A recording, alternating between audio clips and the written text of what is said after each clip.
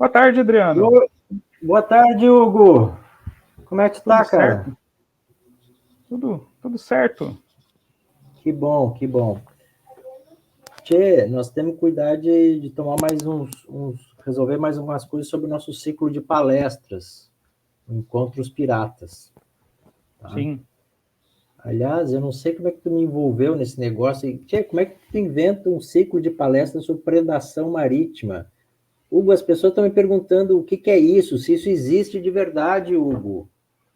Olha, existe, Adriano. Predação marítima é nada mais, nada menos do que um termo guarda-chuva que a historiografia estrangeira usa para falar sobre roubos que envolvem piratas, corsários, saques de cidades. Né?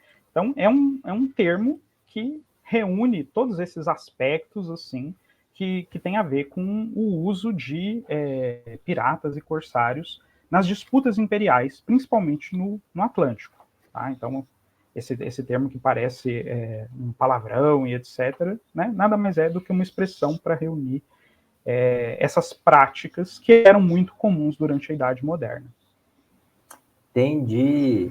É tipo a gente vê nos filmes, os piratas roubam os navios, pegam o tesouro e vão enterrar numa ilha, uma coisa assim?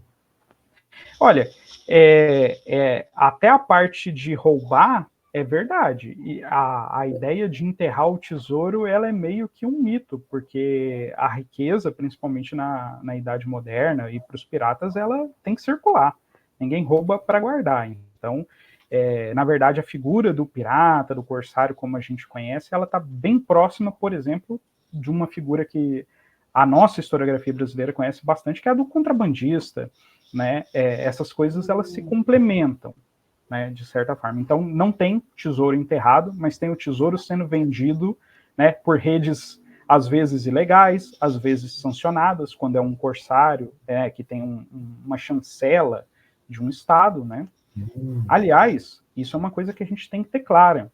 Qual que é a diferença entre um pirata e um corsário, ou entre a prática de pirataria e de corso? A pirataria ela é o roubo, muitas vezes em alto mar, sem uma chancela, sem uma autorização de algum estado, de algum monarca, etc. Enquanto que o corso é uma prática autorizada, principalmente em tempos de guerra, porque os estados não tinham grandes marinhas, grandes frotas para bancar suas guerras, né? E autorizavam que mercadores, armadores armassem navios e tivessem autorização para capturar embarcações inimigas e vender as suas mercadorias, e o Estado ficava com uma porcentagem do lucro dessas ações. Tá? Então, é importante também a gente ter essa distinção. Então, para a predação marítima é importante não só o fato da gente ter essa violência sobre o comércio, né? A gente tem o pirata, o corsário, mas a gente tem uma outra figura que é um tipo de receptador dessa mercadoria. Tem que ter alguém para receber e recolocá-la no comércio, certo? Certo. Eu diria que é uma das figuras mais importantes, né? Se o pirata não tem para quem vender, a ação dele não faz sentido, e se o corsário não tem quem banque, quem arme, municie um navio, pague o soldo para os soldados, enfim, que estão ali praticando aquela ação, também não tem muito sentido, essa prática não aconteceria, né? E tem algum caso, tu já achou algum caso de pirata que também foi corsário, ou vice-versa? O cara fazer os dois papéis, uma coisa E assim? isso é muito interessante porque as fronteiras entre isso elas não são nada claras, né? São figuras bem cinzentas assim. Existe um caso pouco conhecido que eu tenho estudado, que é o caso do John Quelch, que ele é um corsário de Boston, que ele sai de Boston com uma carta de marca para poder capturar navios franceses e espanhóis na região do Caribe. Só que ele muda de ideia e convence a sua tripulação e traz seu navio para a costa do Brasil. Então, a partir desse momento, eles já estão operando na ilegalidade. Ele deixou de ser corsário, ele está atacando uma nação amiga. Naquele momento, os territórios pertencentes a Portugal, como o caso da América Portuguesa, eram aliados da coroa inglesa. Então, quando ele rouba embarcações aqui no Brasil, ele está cometendo atos de pirataria, porque ele está na ilegalidade. Né? Então, esse é um dos vários casos possíveis, né, de pessoas que transitam entre a legalidade e a ilegalidade dessas práticas. A linha entre o pirata e o corsário pode ser bem tênue, né? Pode ser uma Sim. coisa bem suave. E também, que...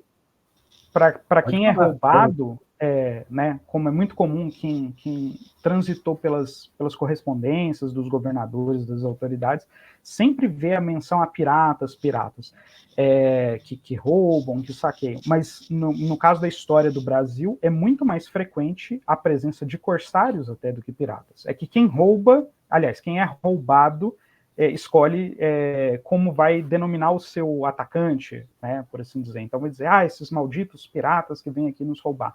Quando, na verdade, a maioria dos casos que nós conhecemos são de corsários que vieram atacar o Brasil. Né? Porque fica uma coisa de questionar a legalidade desse ataque, né? Questionar a legitimidade. Tem alguns casos famosos para a história do Brasil, como o saque do Rio de Janeiro, o saque de Recife, né? Mas a gente tem muito mais do que isso. Será que a gente não está tentando forçar um pouco a barra, não, Hugo? Olha, essa era uma preocupação no começo da pesquisa, né? Quer dizer, nós conhecemos todos os grandes saques da história do Brasil. Né? A gente tem o saque de Santos, do Cavendish, o saque de Recife, do James Lancaster. Depois nós temos as invasões holandesas, podem ser consideradas, né, como um episódio de predação marítima que se converteu em ocupação. E o caso mais famoso, né, o saque do Rio de Janeiro, do Gaitruan.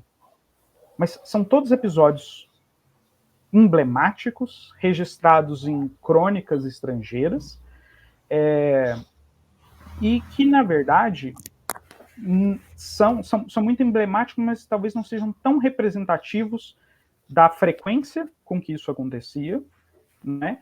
E um pouco do que é o cotidiano. Eles são meio que pontos fora da curva. São grandes saques onde as cidades são destruídas, altos valores são apreendidos, né? São grandes grupos corsários.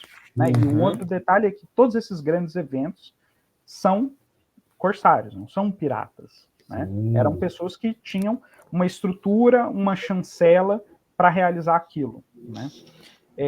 Mas o que nós temos encontrado, e essa é um pouco a razão de ser do nosso projeto, da nossa base, é que a predação marítima ela é uma prática que ela está presente desde os primórdios da ocupação portuguesa na América.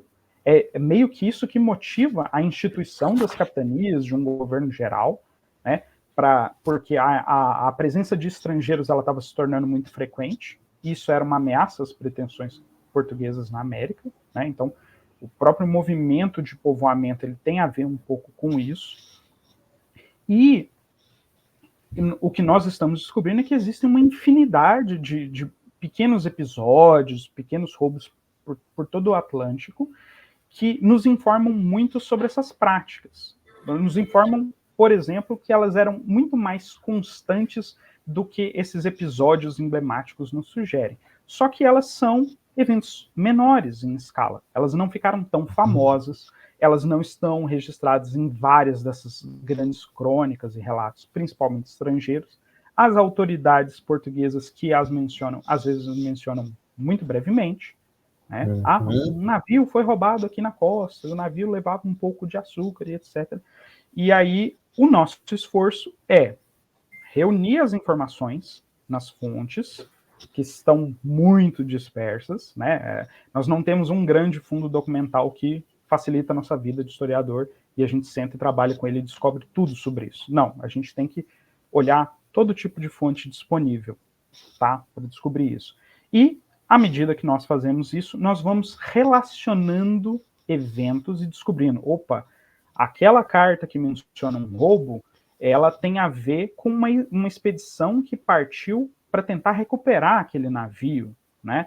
E aí nós vamos agregando essas informações e reconstruindo um quadro onde nós também identificamos uma série de eventos de predação marítima que não estão, por assim dizer, no mesmo patamar de conhecimento do que esses outros grandes eventos, mas que informam muito sobre as práticas da coroa portuguesa, né, principalmente na sua questão de defesa territorial, defesa costeira, e etc. Então, um pouco do que motiva o nosso projeto, o nosso ciclo de palestras, a nossa base de dados, é inscrever ou tornar mais evidente a relação da predação marítima com a nossa própria história do Brasil, né? O período dos primórdios da colonização ao período das guerras de independência é uma prática muito presente e com efeitos muito mensuráveis, por assim dizer. Né? Como tu disse, está no cotidiano, né? Acaba entrando um pouco no dia a dia, a preocupação dos governantes, dos comandantes de fortalezas, mesmo da alta hierarquia da coroa portuguesa, né? Mas também das outras potências europeias, né? À medida em que ou estão se defendendo de outras predações ou estão mobilizando a sua predação marítima, né? Muito bem, acho que a gente está deixando claro que por que tem alguma relevância estudar isso, né? Sim. O que mais que a gente tem que acertar para o nosso ciclo? Que outras coisas a gente tem que rever? Porque olha, eu acho que seria... Sim. Pode falar, fala aí. Não, o que eu acho que eu queria te mostrar é um pouco o estado da nossa base de dados hoje, enquanto ela ainda não está aberta ao público. Eu acho que é importante a gente mencionar, Hugo, que o ciclo de palestras Encontros Piratas, ele está inserido dentro de um projeto maior, que é a construção de uma base de dados, que vai se chamar Encontros Piratas, e que é sobre predação marítima, né? A gente está tentando acompanhar o máximo de casos que a gente localiza sobre corso ou pirataria, que é dirigida contra, né, as possessões portuguesas, sejam navios, sejam mesmo cidades, né? No Oceano Atlântico, também é importante mencionar isso, a gente não está tendo fôlego para ir até o Índico, né? Mas também seria possível fazer uma para outras regiões. Perfeito. E a hora que aparecer para você, você me fala, Adriano? Tá mas aparecendo hoje... já. Tá ótimo. Hoje, os nossos voluntários que trabalham no projeto, contribuindo, né, coletando dados, já listaram uma quantidade razoável, eu diria, de informações sobre esses eventos. Né? Então, por exemplo, presas, que são o número de navios roubados, né, nós já temos informações sobre 296. Né? Praticamente 300, né? Praticamente 300 navios, né? A aba aqui, navio, ela inclui tanto navios que partiram para caçar piratas, quanto informações de navios piratas, né? Assim como também nós temos informações biográficas e das atividades de cerca de 19 piratas e corsários até o momento. Né? Assim como também informações sobre expedições que os governadores da América Portuguesa organizaram para perseguir e coibir essas atividades, além de avistamentos, propostas para a organização da defesa costeira, né, ou como lidar com esse problema da predação marítima, eventos de saque e também, eventualmente, informações sobre prisioneiros, né, sobre piratas, corsários ou outros estrangeiros que foram capturados quando faziam essas atividades. Uma coisa interessante que eu queria te mostrar, Adriano, é que nós já estamos criando algumas das ferramentas de pesquisa que vão ficar disponíveis para o público. Né? Por exemplo, essa é a ferramenta de pesquisa para presas, e ela vai permitir que a gente busque as informações de algumas formas. A gente pode buscar, por exemplo, uma informação em todos os campos que estão presentes na nossa ficha. Como, por exemplo, eu sou interessado em navios de açúcar que foram roubados. Eu posso procurar pela palavra açúcar e ele vai listar para mim 25, né, casos no qual a palavra açúcar aparece. E aí, se eu tiver interesse... Então, a princípio, daquelas 300 presas, navios que foram atacados, 25 deles mencionam o transporte de açúcar. Exatamente. Uma coisa que é um pouco frustrante, né, mas isso tem a ver com o nosso trabalho de historiador, é que para muitos desses casos nós não temos muitas informações, muitos detalhes, né? Então, esse número, provavelmente, ele era muito maior, né? O número de navios que foi roubado levando açúcar. Mas, para alguns deles, nós temos, como esse exemplo que eu abri aí, ó, a presa era um navio chamado São Vicente, ele era comandado pelo capitão Brás Franco e ele levava 250 caixas de açúcar, né? Ele foi capturado por um corsário neerlandês chamado Philip Haas, e esse navio foi levado até os Países Baixos para ser vendido. Tá? Então, esse é um exemplo do tipo de informação que nós vamos ter na nossa base. Infelizmente, o que é anotado está longe de ter sido exatamente o que aconteceu, né? Quem tomava registro das coisas, às vezes, queria ser o mais sucinto possível. Não, mas eu acho que tá bem legal a base, né? E acho que é importante a gente destacar que a gente está construindo, está alimentando, mas a ideia, e é o que acontecerá no futuro, é que ela vai ficar disponível, né, online e com acesso gratuito. Acho que é bastante importante, porque a gente fez um projeto que está muito ligado à ideia de Open Science, né, a ciência aberta para ser consultada e utilizada por todos. Não é só um projeto no qual a gente está coletando documentos para o nosso uso. É um projeto no qual nós estamos coletando documentos para uso de qualquer interessado dessa temática, ou até de temáticas que a gente nem chegou a vislumbrar. Sim. Essa é uma das vantagens dos recursos tecnológicos que nós temos hoje, né, Adriano? Essa base de dados, ela já foi pensada, ela não existia anteriormente, ela foi pensada e ela surge dentro desse ambiente digital, e o foco dela é justamente pensar em campos de informação que possam ser de interesse geral das pessoas, né? E como você falou, a gente não tem como sequer imaginar como as pessoas vão usar. Nós temos como saber o que a gente encontra e o que a gente disponibiliza, né? E é um movimento muito importante que tem acontecido em vários campos da ciência, que é o movimento da Open Science, da ciência aberta, de compartilhar os dados, principalmente para o nosso projeto, que foi financiado por 2 editais, né, de agências públicas. Então, esse conhecimento, ele está aí para todo mundo, né? Para todo mundo que quiser ter acesso, consultar e utilizar. A gente está contando com um apoio fortíssimo aí da FAPERGS e do CNPq. Sem eles, realmente, a gente não poderia estar executando. E aqui para o ciclo, Hugo, eu tomei a liberdade de convidar como apoiador o Instituto Histórico Geográfico do Rio Grande do Sul. Eles ficaram muito felizes em ser nossos parceiros, cara. Estou muito feliz da gente estar conseguindo fazer um projeto que está reunindo, assim, vamos dizer, tantos selos de qualidade. Isso é muito bom. Eu fico muito feliz também de ver isso. Porque juntos nós conseguimos fazer mais coisas, né? Do que trabalhando individualmente.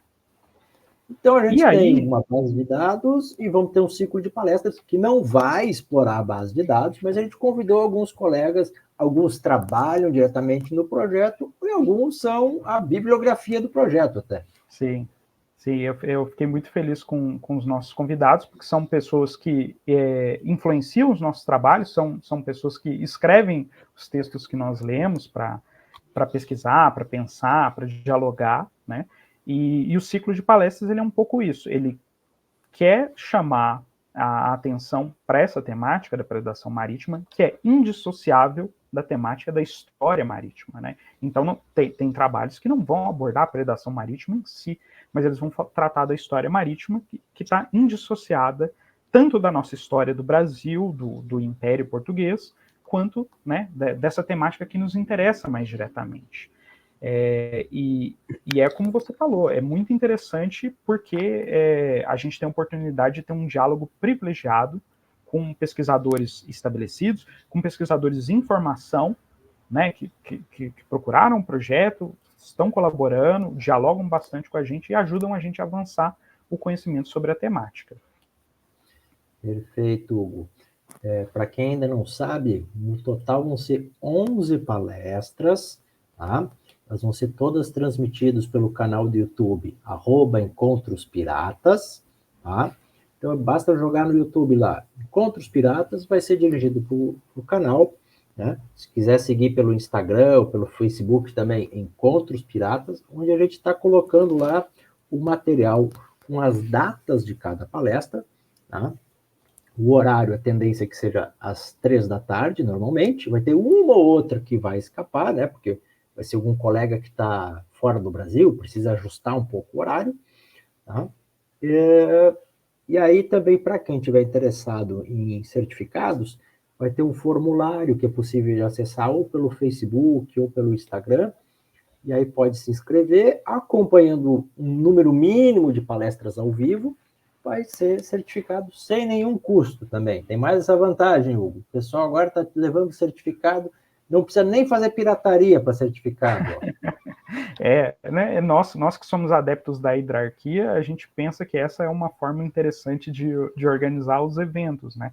O evento, por ele ser online, ele tem alguns limitantes, a gente não pode encontrar para tomar um cafezinho, para bater um papo, mas a gente pode ter pessoas de várias partes do mundo, que é um privilégio, né? Nós vamos ter o professor Fabrício, nós vamos ter o Geraldo, que está na Austrália, mas também nós vamos ter pesquisadores de várias partes do Brasil. E a logística para trazer todo mundo, ter todo mundo no mesmo lugar, no mesmo espaço, ia ser muito complicado, né? Então, nesse ponto, o evento também ele facilita de modo hierárquico, né, a nossa organização aqui descentralizada, possibilitar tudo isso.